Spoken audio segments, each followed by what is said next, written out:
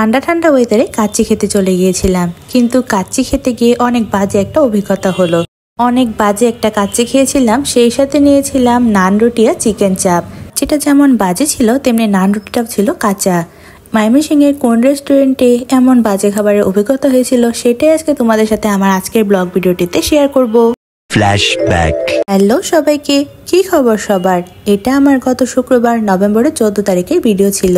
সেদিন শুক্রবারও ছিল আর এমন ঠান্ডা ঠান্ডা ওয়েদারে কাচ্চি খাওয়ার অনেক বেশি ক্রেভিংস হচ্ছিল। তাই আমার হাজব্যান্ডকে বলা মাত্রই আমরা চলে গিয়েছিলাম কাচ্চি খাওয়ার জন্য। আর কাচ্চি খাওয়ার জন্য সেদিন আমরা সিলেক্ট করেছিলাম ময়মনসিংহের নবাবিয়ানা রেস্টুরেন্ট। নবাবিয়ানা রেস্টুরেন্টে যাওয়ার কারণটা হচ্ছে নবাবিয়ানা রেস্টুরেন্টের কাচ্চিটা কিন্তু আমাদের দুইজনেরই খুবই বেশি ভালো লাগে। তার সাথে নবাবিয়ানার কাচ্চিটা যে মশলাদার হয় আর আমার মশলাদার কাচ্চি খেতে খুবই ভালো লাগে, তাই সেখানেই চলে গিয়েছিলাম। অনেক দিন ধরে যাওয়া হয় না, সেটাই ভেবে সেখানে চলে যাওয়া হয়েছিল, কিন্তু অনেক বড় একটা স্ক্যাম হয়ে গিয়েছিল। তা দেখতে হলে কিন্তু আমাদের ভিডিও লাস্ট পর্যন্ত অবশ্যই দেখতে হবে তোমাদের। আর বাইরে কয়েকদিন ধরে যে ঠান্ডা ঠান্ডা ওয়েদার, এমন ওয়েদারে কাচ্চি খাওয়ার মজাই আলাদা। যেই ভাবা সেই কাজ, সেই জন্য আমরা কাচ্চি খেতে চলে গিয়েছিলাম। সেখানে গিয়ে অর্ডার দেওয়ার বেশ কিছুক্ষণ পর আমাদের কাচ্চিটা চলে আসে। আমরা অবশ্য সেখান থেকে একটা মাটন কাচ্চি বিরিয়ানি নিয়েছিলাম, আর আমার হাজব্যান্ড এখান থেকে নান খাবে বলে তার জন্য একটা বাটার নান নিয়েছিল আর চিকেন অনিয়ন চাপটা নিয়েছিল। যেহেতু নান আর চিকেন চাপ অর্ডার দিয়েছিলাম আর আমরা তো বাইরে খেয়ে অভ্যস্ত, অন্যান্য জায়গায় অর্ডার দিলেও অন্তত আধা ঘন্টার মতো সময় নেয়, কিন্তু এখানে মাত্র 10 মিনিটের মতো সময় নিয়েছিল আর দিয়ে গিয়েছিল।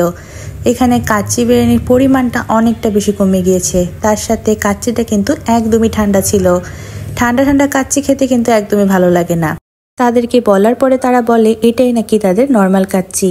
মানে ঠান্ডা কাচ্চি কিভাবে নর্মাল হয় বুঝতে পারলাম না। আর যে সালাডটা দিতে বলেছিলাম সেটা মেখে দিতে বলেছিলাম, কিন্তু তারা ফ্রিজ থেকে ডাইরেক্ট বের করে দিয়েছিল। আর এমন ঠান্ডার ওয়েদারে ঠান্ডা ঠান্ডা সালাদ খেতে কার ভালো লাগে?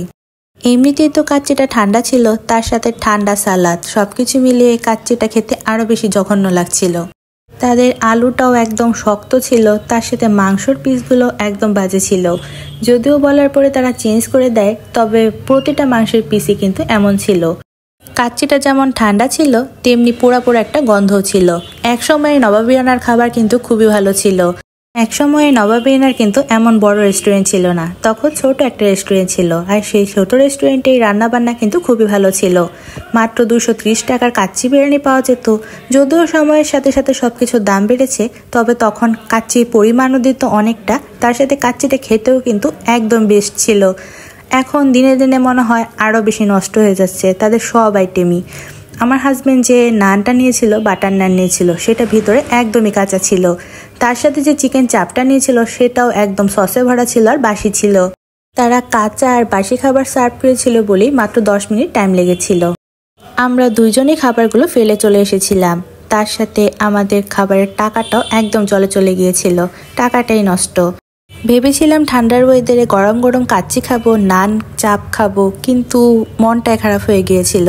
আমি যেহেতু কোনো ফুড ব্লগার না, নিজের টাকা দিয়ে খেয়ে থাকি, তাই আমার নিজস্ব সত্যি অভিজ্ঞতাটাই তোমাদের সাথে শেয়ার করলাম।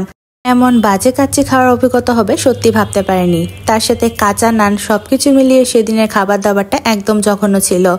500 কত টাকা জানি বিল হয়েছিল, পুরোটা টাকাই একদম জলে চলে গিয়েছিল। তো আমার আজকের ভিডিওটি এই পর্যন্তই। ভালো লাগলে কিন্তু অবশ্যই একটি লাইক করে দিবা সবাই। নেক্সট ব্লগে আবার দেখা হচ্ছে। Thanks for watching, by.